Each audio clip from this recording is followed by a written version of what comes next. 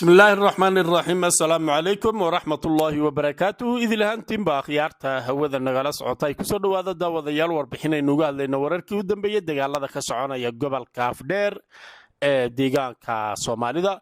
dagaallo ayaa wali ka sii soconaya gobolka Afdheer faafahintii u dambeysay idin la wadaagayna iyadoo ciidamada deegaanka Soomaalida la sheegay in farxadkii ugu dambeeyay ee kooxaha duulaanka ku galay deegaanka Soomaalida ay hadda soo gabagabeynayaan ama ay ku daba jiraan sida ay ayagu sheegeen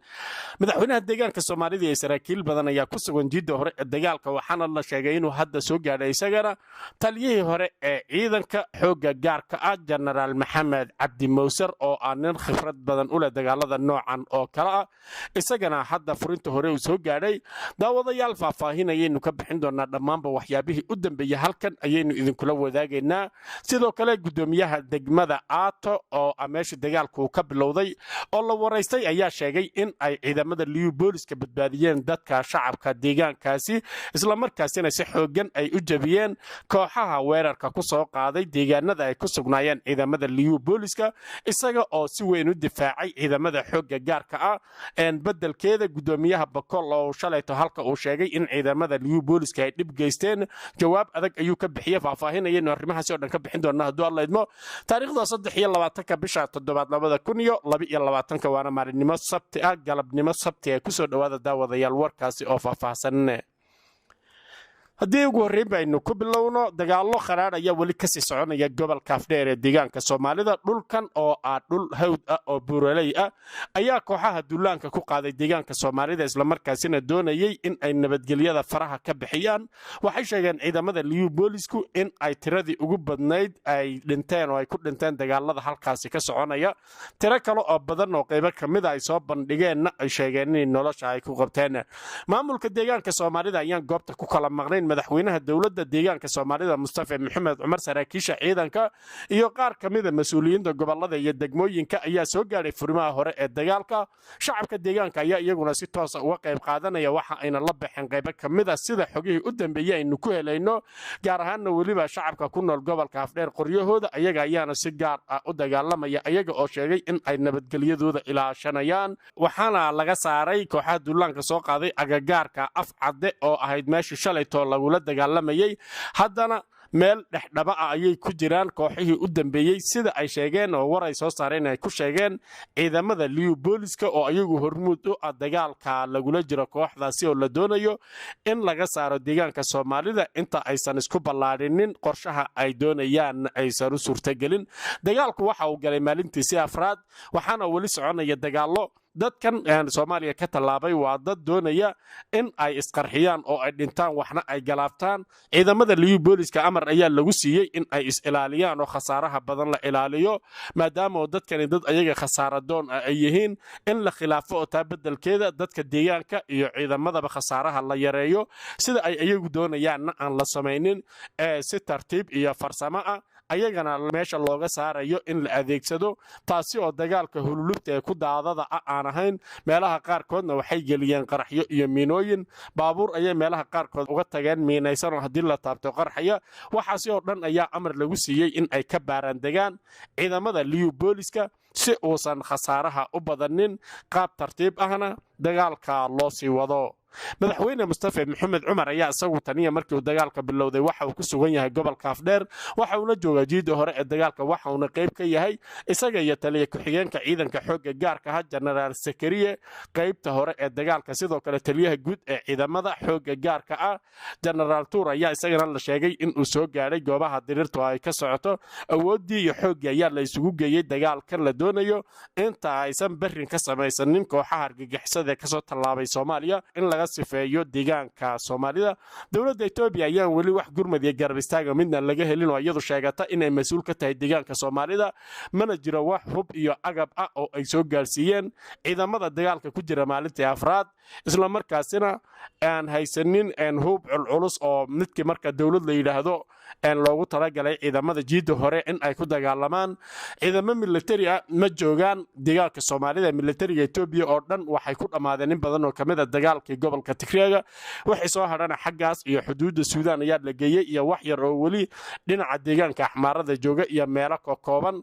marka ciidamada liyu booliska iyaga ayaa mas-uul ka ah amniga deegaanka soomaalida. waa ayna dagaalamayaan oo waxaa dadku inta badan ama boqolkiiba boqol ay ku kalsoon yihiin in ayagu ay nabad ka dhigi karaan. cid kasta oo ammaanka deegaanka soo daakishana ayaga ay iskaga filan yihiin. cid uumasho markii lagu galo islamarkaasina qofkii uu yahay qof isqarxinayo khasaare ayuu geysanayaa. waxayna noqonaysaa in laga taxadaro in hadda horey intii loo galo wax walba meeshiisa loogu tago waa ay dhib yar tahay sida saraakiish aynu la xidhiidhnay ay noo sheegeen. laakiin sida ay doonayaan kuwa soo duulay ee in la wada dhinta ayaa la diidan yahay. waana qasab inay farsamo la qaato si loo badbaadiyo dadka deegaanka iyo ciidamada dagaalamaya ee doonaya in ay sifeeyaan kooxaha duulaanka ah. hawshan waa mid khatar badan. kooxahana in badan ayay ka soo shaqaynayeen. waxaana ku jira dad iyo ururo iyo dowlado aan ilaa iyo hadda sida la moodaya ahayn kuwaasi oo loo arko inay diidan yihiin nabadgelyada deegaanka soomaalida. ma jirto ururo argagixisa oo etoobiya ku socda. ururkan al-shabaab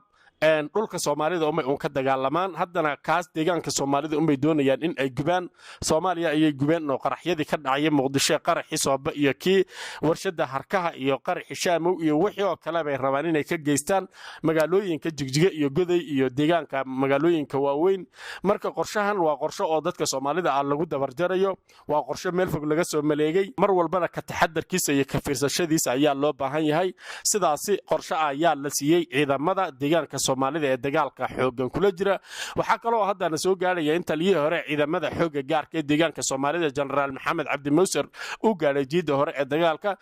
taliyihii hore ciidanka xooga gaarka maxamed cabdi mawser shalay ayaa la sheegay in si toosa uu u tagay furimaha hore ee dagaalka. waxa uuna hagayaa dagaalka ka dhanka ah kooxaha duulaanka ku soo qaaday deegaanka soomaalida. weerarkan ay soo qaadeen ayaa uu ka mid yahay xoogaga iyo maskaxda la doonaya in looga hortago isaga oo inta badan ku guulaystay in ciidanka liyu booliska ay xidhaan xuduudka soomaaliya gaar ahaanna yeed aato iyo washaaqo oo ay doonayeen kooxaha argagixisada inay qaybo kale oo horle ay kasoo tallaabiyaan. dhanka kale waxa uu sabab u noqday inay kooxaha argagixisada la go'doomiyo oo laga jaro saadka iyo hubka halka uu ka saaray tuulada holuul oo ah meesha dagaalka uu ka socday. taliyahaya in muddo ah ka maqnaa ciidanka xoogga gaarka ah isaga oo markii dambe la sheegay in arrimo caafimaad uu u tegay dalka turkiga kadib markii uu halkaasi soo fiinaaday. maantana loo baahday ayaa la sheegayaa in uu soo gaadhay jiidda hore ee dagaalka maadaama oo uu ku fiican yahay khibradaha ama arrimaha la xidhiidha dagaalka nooca argagixisada ah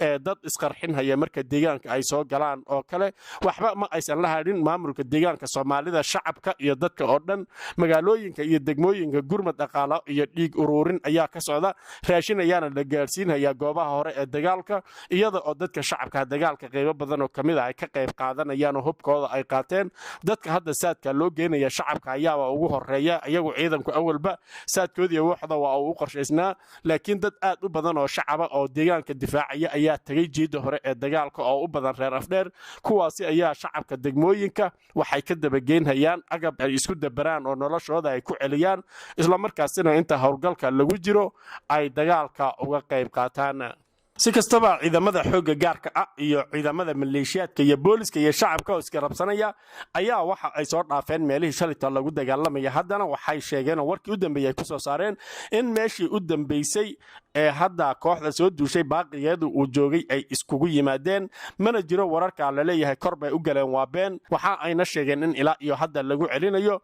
meeshan gobolka afdheer ka tirsan afcadda markii ay ka soo baxeen meel kaloo iyadana magaceedii hadda uu iga dhumay ee u dhow halkaasi oo ah dhul hawd oo buraley ah ayay sheegayaan ciidamada liyu booliska in ay ku hareeraysan yihiin. waxaana hubaala in la soo afjari doono. maamulka deegaanka soomaalida ayaa sheegay in hadda aysan warbaahinta la hadlaynin. marka la guusha ugu dambaysta la gaaro la soo afjaro kooxaha duulaanka ah ayay sheegeen in warbaahinta iyo dadka shacabka deegaanka ay siin doonaan warbixinta fatiran maadaama hadda howlgal uu socdo in la warramo oo warar iyo waxaas socday waxaas la yidhaahdo kulle iyagu ay ka cududaarteen. waxaana isha lagu hayaa bal meesha uu wax ku dambeeyo iyo sida dhaqsaha ah iyada oo khasaare badan uusan dhicin loo soo afjari doono kooxaha doonaya in nabadda ay ka qaadaan deegaanka soomaalida. dhinaca kale gudoomiyaha degmada Aato ayaa si adag uga hadlay arinta ku aadan eedii shalayto ka soo yeedhay gudoomiyaha gobolka Bakool oo si deelqaaf ah oo qaldan u hadlay iyada oo dagaal ay socdaan oo gobolkiisa lagaga soo duulay deegaanka Soomaalida isla markaasina sheegay in dad shacab iyo la laayay oo ay laayeen on alif iyo liyu booliska iyadoo in ognahay in on alif hubaysan baysan jirin taasi ay daba socoto oo waxyaabaha iska eeda ah ee meel ay saaran yihiin aan la aqoonin waxa uu yiraahday on alif ayaa kamid ahay dadka laayay dadka shacabka ah iyo ciidamada liyu booliska ah malaha wuxuu ogaa oo waagi on alif ay dagaalamaysay ee Soomaalidu ay oran jirtay on alif baan laysa iyo on alif baa halkan martay ayadoo eed la saaro buu yaqaanay hadda in heshiis dhacay oo on alif dagaalamaysa oo hubaysan baysan jirin arrimahaas inuu ka warhaynin baan u malayn si kastaba wuxuu sheegay in liyu booliska iyo on aliftu ay dadka raxan weynta ah sida uu hadalka u dhigay ee ay laayeen haddaba gudoomiyaha degmada Aato ayaa sheegay in ciidamada liyu boolisku ay iyagu u gargaareen dadka shacabka ah ee degmooyinka Aato Washaaqo iyo degmada kale ee iyada magaceed hadda uu iga maqan yahay asaga ayaa hadlay hadalkiisa ayaan idinku duwayaa waxa uu yiri sida tan ku suganahay wadanka maalinta way dagaal ba ka dhacay dagaalkiina waa lagu guuleystay al-shabaab waa lagu jiriyay ilaa saacan bay dhaawacoodii iyo meydkoodii meel ku xabaalaan la yihiin ciidamadii dowladdeegaanka oo meel walba ka soo gurmadayna way soo gaareen wadanku nabad ba ka jirta hadda ciidankii dowladda Soomaaliya iyo kii Soomaaliya iskaashanayana way joogaan shabaab waxay ka gudbeen oo ay mareen dhinaca Aato marka qasaaraha ka dhashay markii halkaas ay iskoorimaadadu ka dhaceen intuu leeka baabuur yar oo xabaada gudubtay oo qorshe kale oo mataqaana al-shabaab barbar socday oo kale ay ka shaqaysanayaan hawshaana waa la soo absaray oo wax hadda ka dhiman ma jiro kuwa halkan shaqeynaya casarradii looga la siiyey oo loo degdega la siiyey hadday gudaha tahay hadday mataqaana hadda xasuuska aan sheegnay tahayba si guul iyo nabadgelyo loo guuleystay al-shabaab iyo cadowgaanka ku soo deegaanka Aato ayaa ku sugan hadda annaga labada dowladood ee dowladdeegaanka Soomaalida iyo dowladda Soomaaliya ee koonfur galbeed inta waan joognay deegaanka markuu dagaalku ka dhacay waxa ciidamada amni ay u jooga ciidanka dowladdeegaanka Soomaalida ee New Boris baa hawshaasi iska lahaa asaga fursad u qaatay asaga wadanka ka saaray asaga laayay cadowga u soo duulay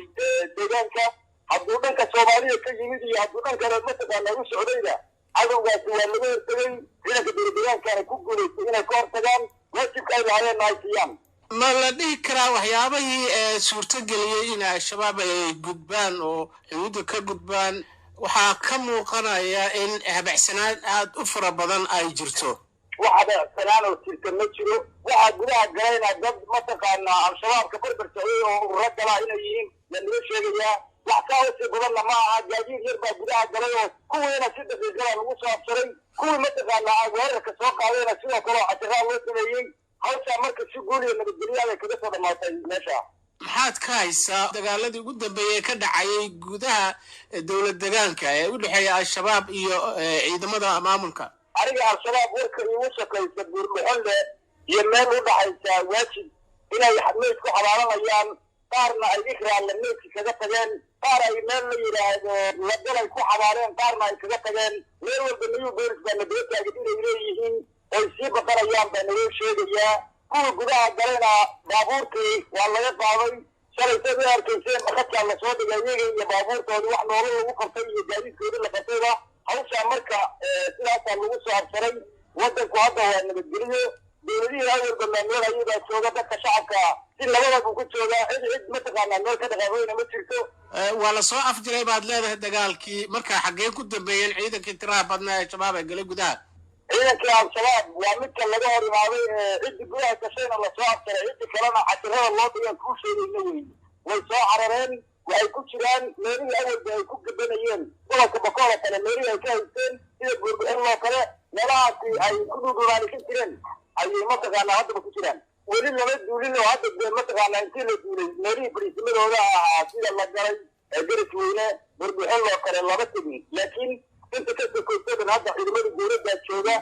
meelahaas awalba iyagu ay joogeen way ku baqdeen oo meydkii waxay ka carareen mooyeen wixii kale way geysteen oo way ku xabaalanayaan halkaa waxa nooga sokeeyo al-shabaabna ma ogi laakiin dagaal marka uu dhaco oo khasaaro waa u imaanaya labada dhinacba adiguna hal dhinac unbaad khasaaraysa sheegaysaa waxa weeyaan khasaaraha meeshii awood ay joogta khasaarahooda wuu yaraanaya meel walba ciidan baa taagnaa dariiq walba saada u tagaanba waa laga daba dhaqaajinayey marka khasaare ayagu buu soo gaaray cid khasaare kale ay u gaarsiiyeen oo hadda maanta wax u dhigan ma jiro. waxaad leedahay annaga wax khasaarana soo gaaray ma jiraan miyaa hadduu jirana wax yar oo naf lahayn oo hadda waxaan ka soo qaata haysan marka iyaga loo dhowraysan macno lahayn wey. arrintan waxaa ka dhashay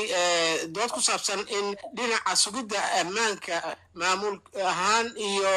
ciidan ahaan idinka hoos baxday oo habacsanaan ay jirto marka arrintan maxaa idinka qorshaysan anigu waxaan ka mid ahay dowladda koonfur galbeed amniga ugu weyna waxaan ka kaashadaa dowladda Itoobiya iyo dowladdeegaanka Soomaalida kuwa Soomaaliyana waa joogaan taa marka wax habacsanaan oo ka jirta iyo mataqaanaa wax wanaag oo ka jira mooye wax habacsanaan oo halkaa ka jirta ma jirto dagaal lagu dhaxaa waa isku day sameeyeen isku dayoodina kolley fashilka ay ka qaadeen iyo dhibka ka soo gaaray waxaana mataqaanaa haddaan idiin sheegaynaa haddii aad ogaan doontaan weye